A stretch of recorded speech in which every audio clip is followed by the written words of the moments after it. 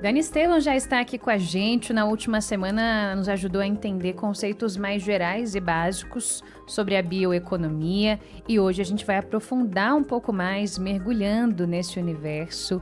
Dani, boa tarde, seja bem-vinda. Boa tarde, Ariane. Boa tarde, ouvinte. Um prazer estar aqui com você. O prazer é todo nosso. Dani, a gente teve então um apanhado geral aí na última semana, você falando de sustentabilidade, trazendo alguns exemplos aí da bioeconomia que a gente vai destrinchar ao longo desse mês de outubro. E aí hoje a gente traz alguns pontos mais específicos. Você coloca aqui, por exemplo, a questão dos recursos renováveis e dos recursos não renováveis, que a gente escuta desde muito pequenos, né? Mas muitas vezes a gente não entende como compreender e colocar tudo isso no nosso dia a dia e escolher bem também. Total. E é interessante porque quando a gente está falando de bioeconomia, é importante a gente resgatar sempre, né? Eu vou frisar sempre durante esse mês que a gente está falando do tripé da sustentabilidade, né? Que é da sustentabilidade ambiental, então essa proteção e esse cuidado e essa restauração do meio ambiente. A gente está falando do social, que é a melhoria da qualidade de vida e também a justiça social. Uhum. E é muito interessante, né? É ruim, é trágico a gente ter que falar isso, mas é interessante como que toda semana a gente está vendo os noticiários, as coisas que vêm acontecendo, que reforçam tudo isso que a gente está dizendo. E o econômico. Então, também tem que ter uma questão de sustentabilidade econômica. E aí, quando a gente fala de recursos renováveis e não renováveis, né? Porque, lembrando, a bioeconomia é quando eu estou fazendo esse uso de recursos biológicos para poder gerar o desenvolvimento econômico por meio desses recursos. E quando a gente fala de recursos biológicos, são esses recursos que estão ligados a organismos vivos, plantas, né, os animais. Então, sempre está trazendo de volta esses conceitos. E aí, quando a gente fala da natureza, os recursos renováveis são aqueles que conseguem se regenerar de forma mais rápida. E não necessariamente de forma mais rápida é no nosso tempo de hoje em dia, né, de arrasta para cima. Não tão rápido assim. Não tão rápido assim. Porque quando a gente está falando dos recursos não renováveis, são aqueles que levam milhares, né, de anos para poder se regenerar e para poder se restabelecer. E os mais conhecidos dos não renováveis, por exemplo, a gente está falando o principal, que hoje em dia, quando a gente fala de questões climáticas, o petróleo, né? O petróleo, o carvão, o gás natural são os mais conhecidos. E o petróleo é responsável por boa parte de tudo que a gente tem no nosso dia a dia, porque o plástico, né, vem do petróleo. Os combustíveis, a maioria, quando a gente fala de gasolina, ainda é, né, da origem do petróleo. E nos combustíveis renováveis, nos exemplos, né, de renováveis, a gente tem a energia solar, mais conhecida, né? Hoje em dia já está popularizando, que bom. E também a biomassa, que é que a gente vai falar hoje um pouquinho, que é a biomassa. Então, a biomassa é um exemplo desses recursos renováveis. Muito bem. No caso, por exemplo, Dani, da energia solar, de fato a gente tem visto a cada dia mais por aí casas que já são construídas pensando na energia solar, prédios comerciais, a gente já tem usinas fotovoltaicas espalhadas por aí, mas eu queria até a sua percepção, ainda são tecnologias que trazem um retorno importante, um retorno muito bom para o meio ambiente, mas que para aquele pontapé inicial ainda são muito caras, não é? Em alguns casos, inacessíveis para muita gente. Exatamente. A gente ainda está falando de um recurso que ele não é tão democrático, né? A gente não está vendo aí, igual a gente acha. Brasília, a gente tem o privilégio de ter mais de 70%, né, das nossas casas com saneamento básico, que não é uma realidade no Brasil.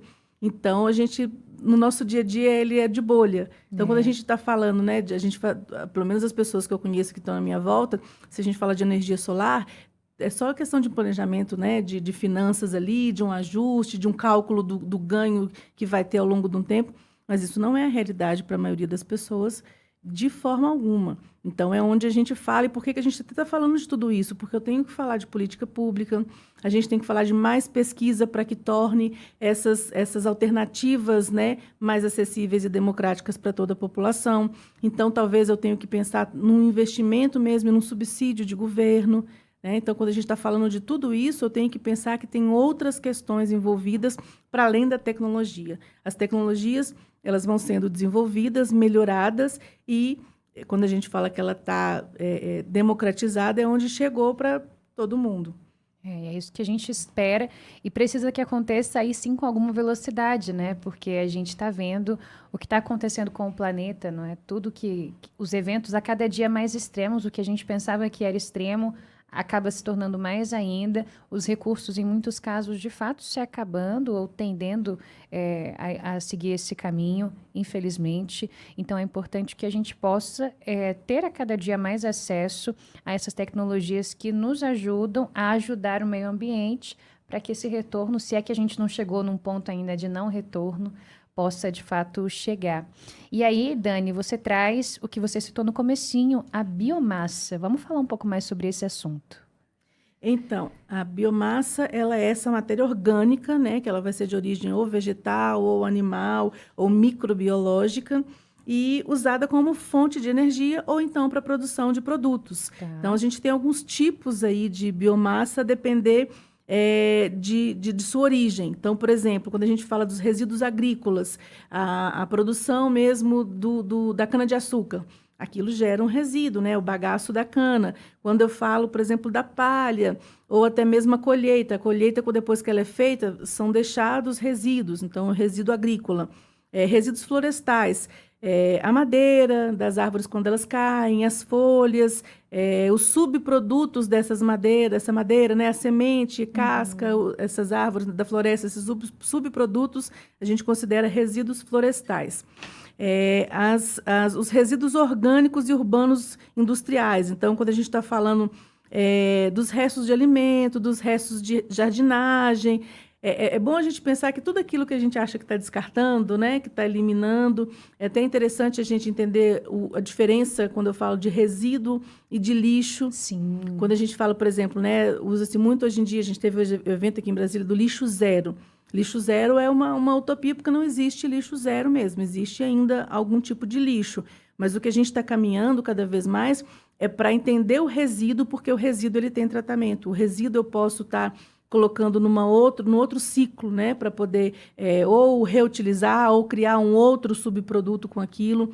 Então, por isso que é interessante também quando a gente vem falando aqui, né, que eu vim repetindo, resíduo agrícola, resíduo florestal, o resíduo urbano, né, que é esse lixo esse resíduo que a gente de casa, da jardinagem, os industriais, né, como por exemplo o esgoto que é gerado, né, das usinas, das indústrias. Então, e os resíduos animais, o mais conhecido também, né, o esterco, mas aqui em Brasília a gente tem os nossos jardins aqui e as nossas tesourinhas, então é um tipo de resíduo animal. E aí, quando a gente pensa nesses tipos de resíduos, cada um deles pode ter um tipo de destinação e geração de outros produtos, que aí também é a parte interessante que vem um pouquinho das vantagens da gente pensar da biomassa. Por quê? Porque eu estou reutilizando esses produtos, né? Então, eu estou criando um novo ciclo de algo que eu não tenho fora do planeta para jogar.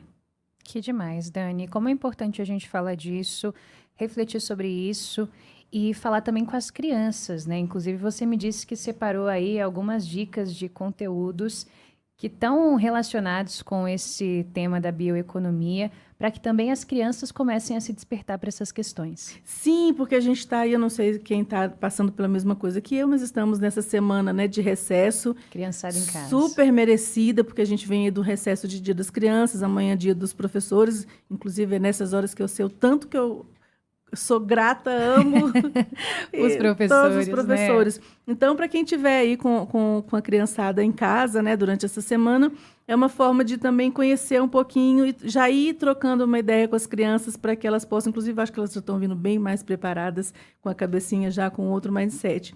Então, eu tenho duas dicas de filme aqui, que é um que é bem antigo, que é o Wall-E, que é daquele robozinho. Ah, demais. E ele fala exatamente desse consumo excessivo, né, da degradação, e que mostra toda essa terra devastada, né, por causa do lixo. Então, é super bacana, é um filme que eu acho muito fofo. Tem também, que é outra animação, que é o Lorax, que é Em Busca da Trúfula Perdida, que também vai falar um pouquinho sobre desmatamento e incentivando também essa proteção do meio ambiente.